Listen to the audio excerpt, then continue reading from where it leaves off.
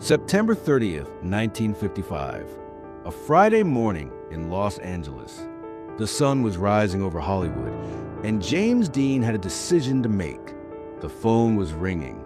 He was 24 years old, the biggest star in America. 3 films that would define a generation. East of Eden, Rebel Without a Cause, and Giant, still in post-production. But that morning, James Dean wasn't thinking about movies.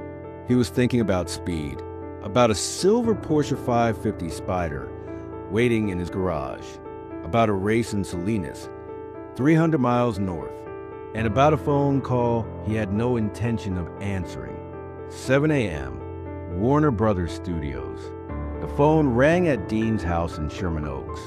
Once, twice, 3 times. No answer. A studio executive hung up, frustrated. They'd been trying to reach him all morning. Dean had a contract, a very specific contract. And buried in that contract was a clause everyone at Warner Brothers suddenly remembered. James Dean was prohibited from racing cars, not just during filming. Always. The studio had too much invested. Giant hadn't been released yet. He was supposed to start a new film in 2 weeks.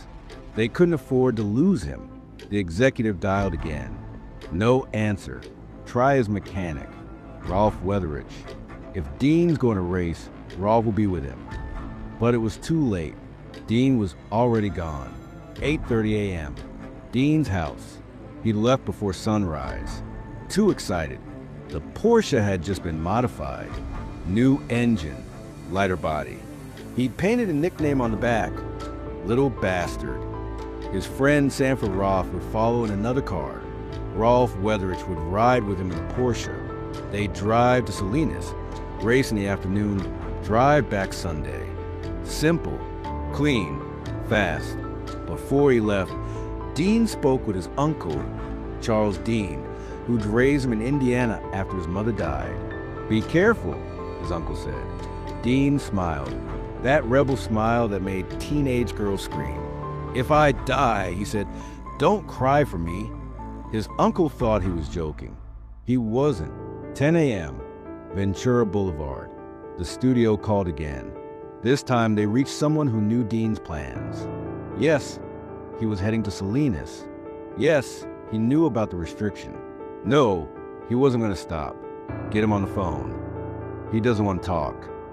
This is a breach of contract. I don't think he cares. And that was the truth. James Dean had spent his life being told what to do.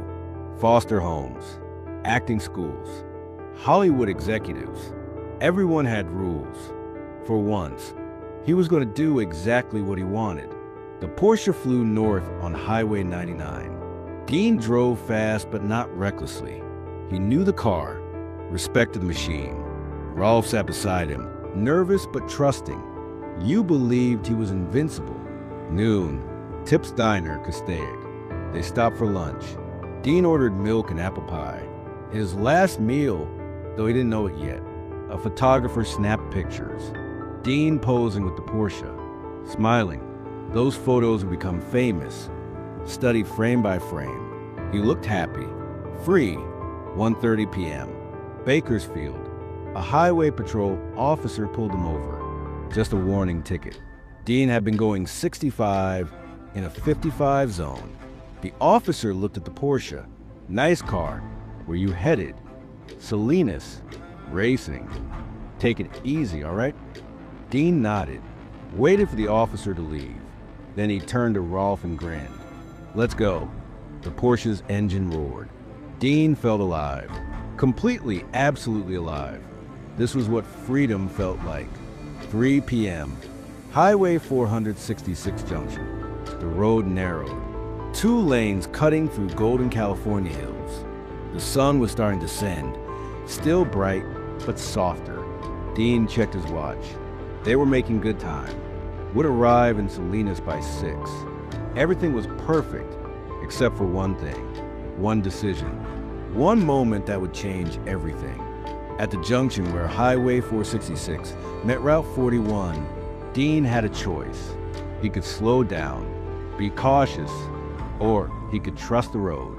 Trust the car. Trust himself. He chose trust. 5:45 p.m. 2 miles east of Shalem, a black and white Ford Tudor was approaching from the opposite direction. The driver, Donald Turnipseed, was heading home after classes. He needed to turn left, cross the highway. Turnipseed looked east. The sun was low, bright, making it hard to see.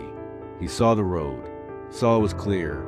He didn't see the silver Porsche coming from the west. Dean saw the Ford, saw it begin to turn, realized in that split second that Turnipseed hadn't seen him. "He's gonna turn," Dean said to Rolf. Those were his last words.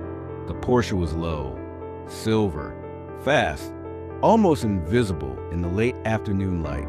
By the time Turnipseed realized his mistake, it was too late. The cars collided. The Porsche crumpled. Dean was thrown.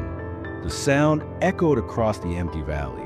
24 years old, 3 films, 1 phone call he never answered. The aftermath. Warner Brothers tried to reach him that evening. Still trying, still hoping. When the news came, the studio fell silent. The executives who'd been angry that morning now felt guilt, regret, the terrible knowledge that they'd been right to worry. James Dean died at 5:45 p.m. on September 30th, 1955. Not in a blaze of glory, just a car accident on a country road. The phone call stopped. Here's what most people don't know. That morning, Warner Brothers wasn't just calling about his contract. They were calling with an offer, a new film, a role that would have taken his career even higher. The offer was waiting in Salinas. They planned to tell him after the race. He never got the message. When you think of James Dean today, you think of the rebel, the icon, the legend frozen at 24. But remember that morning. Remember a young man who chose freedom over safety, who ignored the phone calls because he'd spent his life listening to others tell him what to do. Was it reckless? Yes. Was it tragic? Absolutely. But it was also purely, completely him. Behind the legend was a choice. Behind the icon was a man who refused to live afraid. Behind the last phone call was someone who decided to answer only to himself. That is James Dean, the boy from Indiana who became immortal, the rebel who lived exactly as he wanted. The reminder that some people burn so bright, they can't help but burn fast. His legacy isn't just 3 films. It's the proof that living authentically, living freely, living without regret, that's what makes you unforgettable. Even if you never answer phone,